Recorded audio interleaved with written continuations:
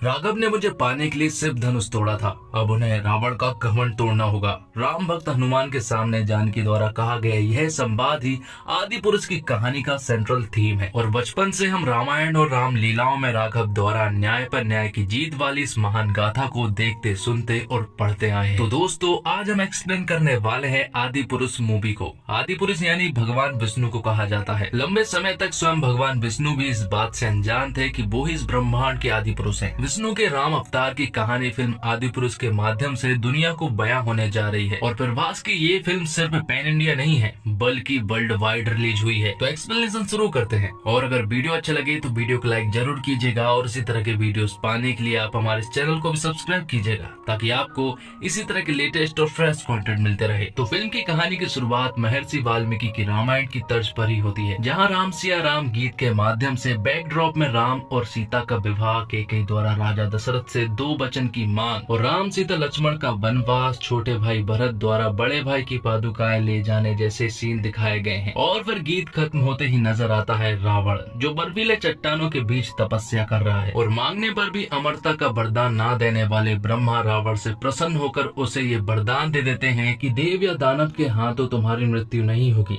ना तो तुम्हारी मृत्यु दिन में होगी, ना ही रात में होगी, ना वायु भी होगी, ना जल में होगी, और ना ही तुम्हें कोई मानव मार सकता है। तो भगवान ब्रह्मा की चतुराई से अनजान रावण वरदान मिलते ही दैत्य में परिवर्तित हो जाता है। दूसरी तरफ राघव अपनी पत्नी जानकी और शेष के साथ पिता के दिए गए वचनों का पालन करने के लिए वनवास काट रहे हैं। अब आगे हम रावण के पास रावण की बहन शूर्पणखा को देखते हैं। वो यहाँ पर रावण के पास आती है और उसे अपनी नाक बताती है जो कि कटी हुई थी। यहाँ पर वो रावण से कहती है कि राघव के भाई ने मेरी नाक काट दी है। और ये सुनने के बाद रावण क्रोधित हो जाता है कि आखिर रावण की बहन की नाक कोई कैसे काट सकता है। और साथ ही शूर्पणखा रावण को राघव की पत्नी मतलब सीता की सौंदर्य के बारे में भी बताती है। वो कहती है कि पूरी दुनिया में ऐसी लड़की उसने आज तक नहीं देखी, उसकी जगह जो है वो जंगल में नहीं बल्कि इस लंका में होनी चाहिए। दरअसल शूर्पणखा तो सिर्फ अपना बदला चाहती थी, इसलिए उसने ये सारी बातें अपने भाई रावण को बताई। आगे हम जानकी और राघव को देख पाते हैं। जब दोनों साथ में होते हैं तो यहाँ पर जानकी को एक स्वर्ण मृग दिखाई देता है और वो राघव से कहती है कि जब हम वनवास से वापस घर लौटेंगे तो हम इस स्वर्ण मृग को अपने साथ लेकर चले जाएंगे। ये सुनने के बाद राघव तुरंत ही उस स्वर्ण मृग के पीछे लग जाते हैं। वो उसे पकड़ने की कोशिश करने लगते हैं। जब राघव उस हिरण का पीछा कर रहे थे तो यहाँ पर जो वो हिरण होता है वो बार बार राघव की आवाज में सीते चिल्लाया जा रहा था। ये सुनने के बाद सीता जी को ऐसा लगता है कि कहीं न कहीं राघव खतरे में है, इसलिए वो लक्ष्मण जी को राघव के पास जाने को कहती है। लेकिन लक्ष्मण जी मना करते हैं। वो कहते हैं कि मैं तुम्हें अकेला छोड़कर यहाँ से नहीं जा सकता। लेकिन जानकी बार बार बोल रही थी, इसलिए लक्ष्मण जी यहाँ पर एक लक्ष्मण रेखा खींच देते हैं और अपनी भाभी माँ से साफ इनकार कर देते हैं कि वो इस लक्ष्मण रेखा के बाहर ना जाए। दूसरी तरफ राघव उस हिरण को मार गिराते हैं और उन्हें पता चलता है कि दरअसल में ये हिरण एक मायावी है और लक्ष्मण जी भी यहाँ पर पहुंच चुके थे। तब उन्हें ये बात समझ आती है कि ये किसी की एक बहुत बड़ी चाल है, इसलिए वो तुरंत ही वापस सीते के पास जाने लगते हैं। यहाँ दूसरी तरफ हम देखते हैं रावण को, जो कि एक साधु के भेष में सीता जी के पास आता है। वो यहाँ पर उनसे भिक्षा चाहता था, लेकिन वो चाहता था कि सीता जी बाहर आए क्योंकि उसने लक्ष्मण रेखा को देख ली थी। लेकिन सीता जी साफ मना कर देती है कि वो बाहर नहीं आ सकती है। लेकिन साधु जब उसे श्राप देना शुरू करता है तो ना चाहते हुए भी सीता जी को बाहर आना पड़ता है। और जैसे ही सीता जी बाहर आती है तो रावण साधु के भेष को छोड़कर रावण के भेष में परिवर्तित होकर सीता जी को अपने साथ ले जा लेता है।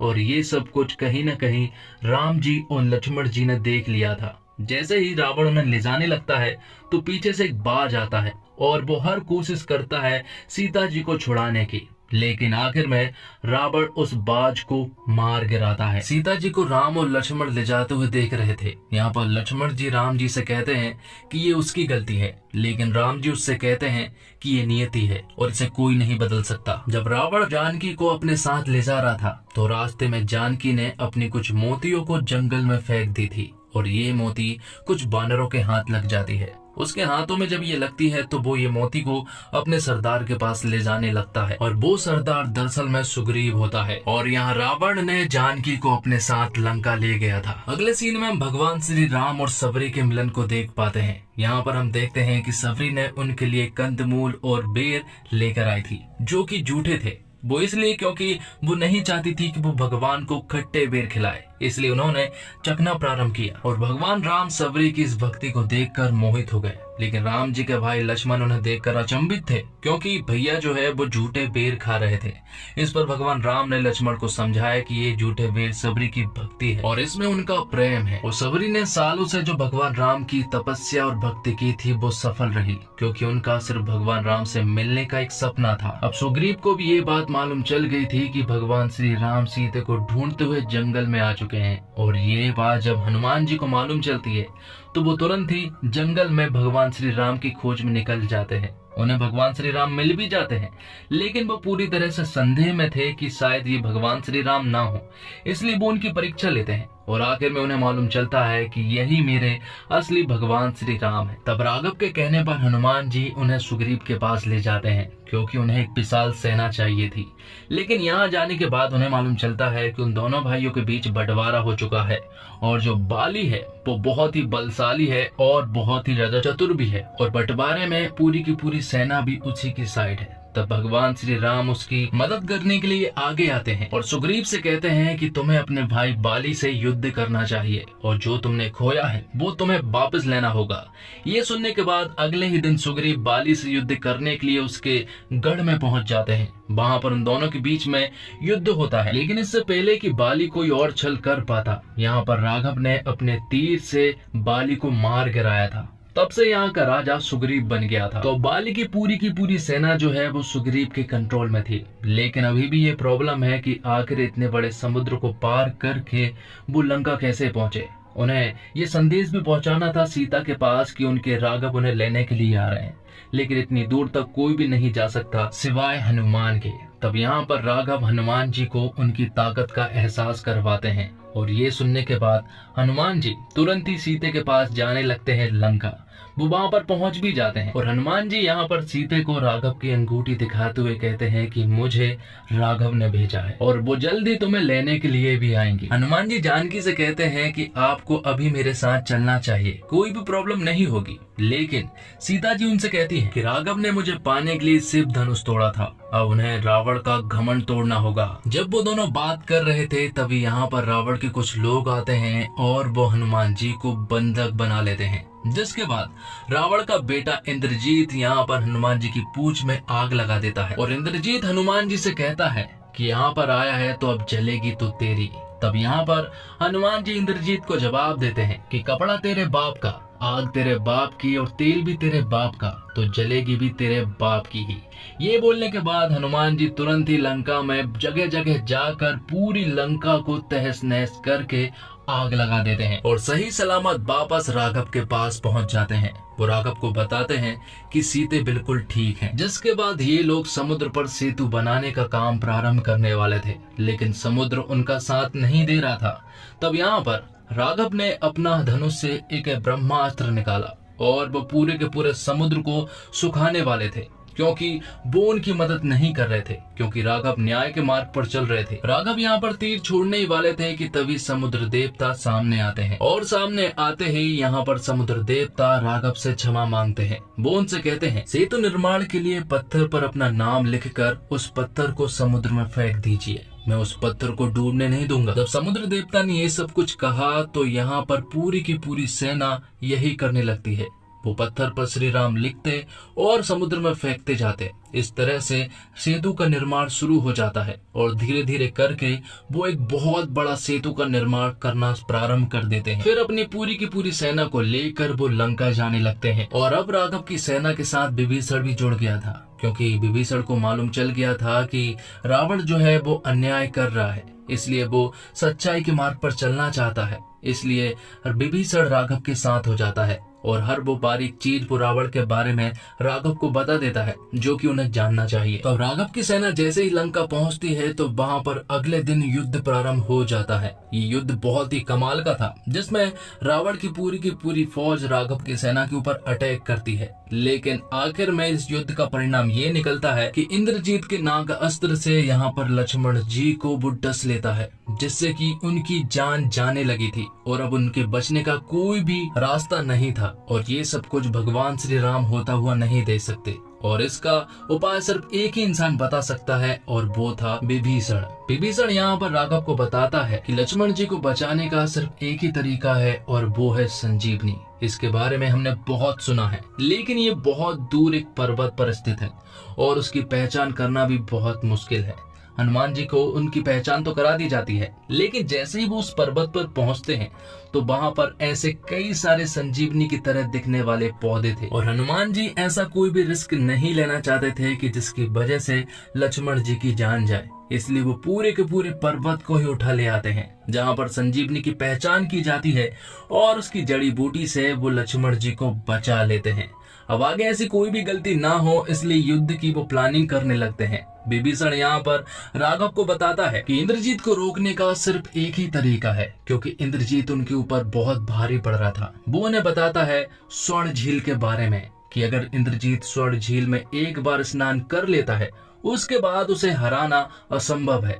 इसलिए अगर उसे हराना है तो हमें स्वर्ण झील में जाने से पहले ही उसे पानी में ही मारना होगा। साथ ही विभीषण यहाँ पर रावण के यज्ञ के बारे में भी बताता है कि अगर वो यज्ञ पूरी तरह से सक्सेसफुल हो गया तो वो बहुत ही ज्यादा शक्तिशाली हो जाएगा। साथ ही यहाँ पर विभीषण कुंभकर्ण के बारे में भी बताता है। वो कहता है कि कुंभकर्ण इतना ज्यादा शक्तिशाली है कि वो पूरी पृथ्वी को अपनी हाथ से ही घुमा सकता है, लेकिन प्रॉब्लम ये है कि वो सिर्फ 6 महीने में ही जागता है, लेकिन किसी कारणवश उसे उठाया जा सकता है। जिसके बाद युद्ध प्रारंभ होता है और राघव की पूरी सेना 3 तरह से अटैक करना शुरू करती है, जहां पर एक टुकड़ी इंद्रजीत के पास जाती है जिसका नेतृत्व लक्ष्मण जी कर रहे थे, जिनके साथ सुग्रीव और विभीषण भी शामिल थे। दूसरी तरफ रावण ने कुंभकर्ण को भी जगा दिया था, तो यहाँ पर हनुमान जी भी कुंभकर्ण से लड़ रहे थे, लेकिन कुंभकर्ण कहीं न कहीं हनुमान जी के ऊपर भारी पड़ रहा था। जिसके बाद हम देखते हैं इंद्रजीत और लक्ष्मण जी की फाइट को। यहाँ पर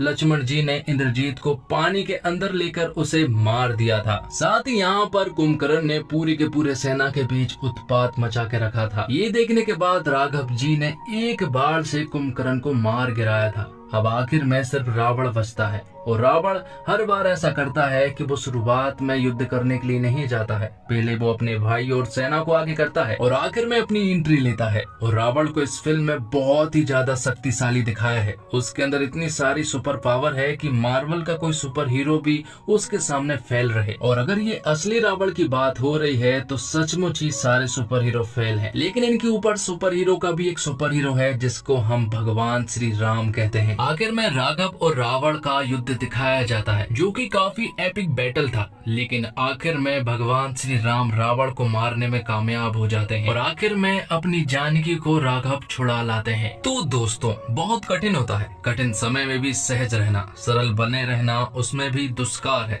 विशेषकर तब जब पिता राज रहा हो, भाई हर बात मानने को तैयार रहता हो और पत्नी का सुख इसी में हो कि वह वही रहे जहाँ पति की छाया रहे। राम कथा मनुष्य को सहज होना सिखाती है। ये यह भी सिखाती है कि तमाम धन संपत्ति सुख ऐश्वर्य आदि पाकर भी सरल बने रहना हो तो इसकी कुंजी कहाँ है। और ये कहानी राम सीता लक्ष्मण हनुमान और रावण की कहानी नहीं है, ये कहानी उन्होंने राघव जानकी शेष बजरंग और लंकेश की बुनी है। और इंटरवल तक ही फिल्म सुंदर कांड पार कर जाती है और इसके बाद का लंका कांड अपने आप में किसी कांड से कम नहीं है। और आदि पुरुष इस साल की सिनेमा प्रेमियों के लिए रामायण के रूप में एक तोहफे के रूप में पेश की गई है। राम सीता की कहानी को डायरेक्ट ओम रावत ने थोड़ा मॉडर्न टच देने का प्रयास किया है और शायद यही वजह भी है कि फिल्म तमाम तरह की हाई वीएफएक्स और कंप्यूटर जनरेटेड इमेज से लवरेज दिखती है। और फिल्म का सबसे मजबूत पक्ष इसका वीएफएक्स है। हालांकि वीएफएक्स का इस्तेमाल इतना ज्यादा है कि एक पॉइंट पर यह कहानी और किरदार दोनों पर हावी हो जाता है।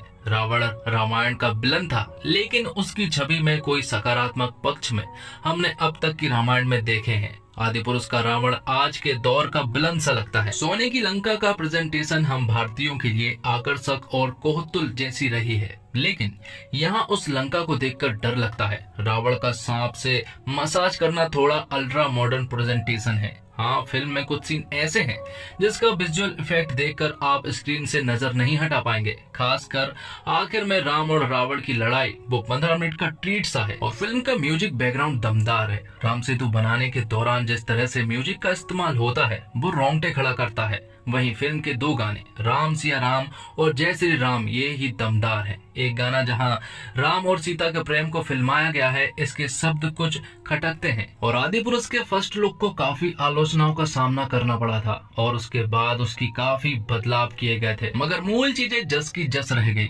इसमें कोई दो राय नहीं कि वीएफएक्स के मामले में फिल्म एक विजुअल ट्रीट साबित होगी, मगर सीजीआई की खामियां रह गई हैं। 2D में वीएफएक्स और सीजीआई का काम प्रभावशाली नहीं है, जबकि 3D में यह दमदार है। सबसे बड़ी दिक्कत आती है स्क्रीन प्ले और डायलॉग्स में। मनोज मुंतासिर के लिखे डायलॉग्स में जहां राघव और रावण के चरित्र समृद्ध हिंदी जैसे जानकी में मेरे प्राण बसते हैं और मर्यादा मुझे अपने प्राणों से भी प्यारी है बोलते नजर आते हैं, वहीं दूसरी ओर बजरंगबली और इंद्रजीत तेरी बाप की जलेगी बुआ का बगीचा समझा है क्या जैसे संवाद बोलकर उपहास का पात्र बन जाते हैं। और आदिपुरुष पहली बार अपने टेक्निकल पक्ष की वजह से खबरों में आई थी। टीजर के बाद लोगों ने शिकायत की कि ये क्या वीएफएक्स है। मेकर्स ने समय लिया, बोले वीएफएक्स को सुधार कर पिक्चर रिलीज करेंगे।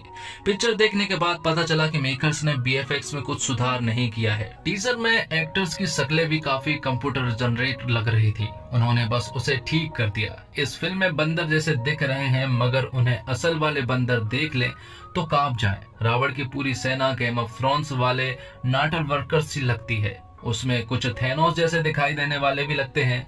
और सुग्रीव और बाली ने अपने गले में एक माला पहनी हुई थी जो कि ब्लैक पैंथर की नकल है। इस फिल्म में दो ऐसी चीजें हैं जो इस फिल्म को थोड़ी बहुत देखने लायक बनाती है, वो है अजय अतुल का बनाया गया जय श्री राम गाना और बैकग्राउंड म्यूजिक। फिल्म में अपने कई कमजोर सीन में बैकग्राउंड स्कोर की मदद लेती है। और दूसरी चीज है सैफ अली खान। सैफ रावण को भरपूर खतरनाक और डरावना बनाने की कोशिश करते हैं, काफी हद तक इसमें सफल भी हो जाते हैं, मगर फिल्म उन्हें लेट डाउन करती है। एक तो रावण के किरदार की हाइट फिल्म में दिखने वाले अन्य सभी किरदारों से ज्यादा है।